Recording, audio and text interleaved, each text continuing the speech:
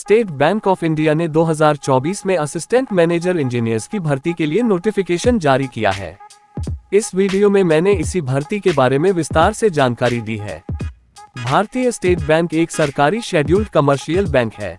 ये भारत में सबसे लोकप्रिय बैंक है। इसी में असिस्टेंट मैनेजर इंजीनियर्स की नियुक्ति के लिए 169 वैकेंसी आई है। इसमें फॉर्म भरने की अंतिम तिथि 12 दिसंबर है।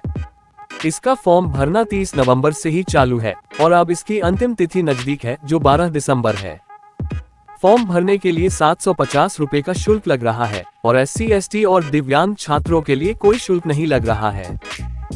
वैकेंसी की बात की जाए तो असिस्टेंट मैनेजर सिविल इंजीनियर के लिए 43 वैकेंसी, जिसमें से एक बैकलॉग है, और इलेक्ट्रिकल इंजीनियर के लिए 25 वैकेंसी और फायर इंजीनियर के लिए 101 वैकेंसी है। कुल मिलाकर 169 वैकेंसी। 1 अक्टूबर 2024 तक की मांगी गई शैक्षणिक योग्यता। सिविल इंजीनियर के लिए 60% के साथ सिविल इंजीनियरिंग में BE या BTech डिग्री और साथ में 2 साल का एक्सपीरियंस।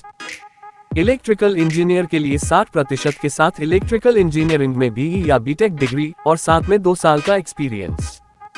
फायर इंजीनियर के लिए नेशनल फायर सर्विस कॉलेज से BE या सेफ्टी एंड फायर इंजीनियरिंग के BE या BTech या fire technology and safety engineering में BE या BTech या समानांतर 4 साल की डिग्री फायर सेफ्टी में और इसके साथ 2 से 3 साल का एक्सपीरियंस। 1 अक्टूबर 2024 तक आयु सीमा न्यूनतम 21 साल और अधिकतम 30 साल, परंतु फायर इंजीनियर के लिए अधिकतम 40 साल।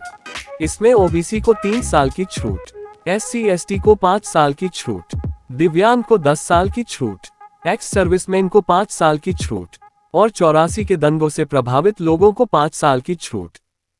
सैलरी की बात करें तो इसमें आपको सभी पदों पर एक समान ही सैलरी मिलेगी।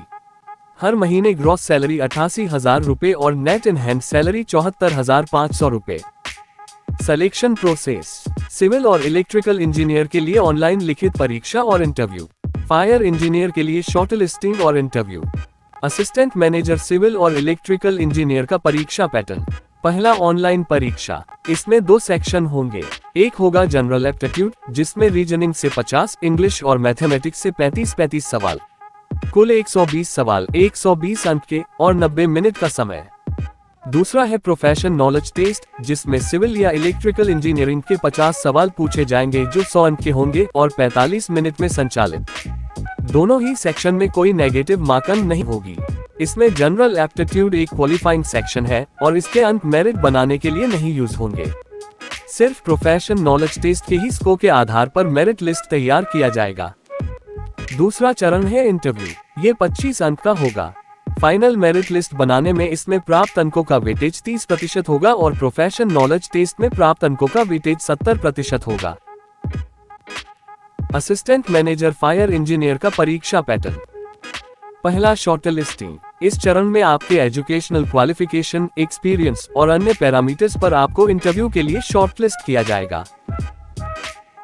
दूसरा इंटरव्यू, शॉर्टलिस्ट हो जाने के बाद इस चरण में आपको 100 अंकों का इंटरव्यू देना होगा। फाइनल मेरिट लिस्ट पूर्ण रूप से इन्हीं 100 अंकों में प्राप्त अंकों के आधार पर बनेगी।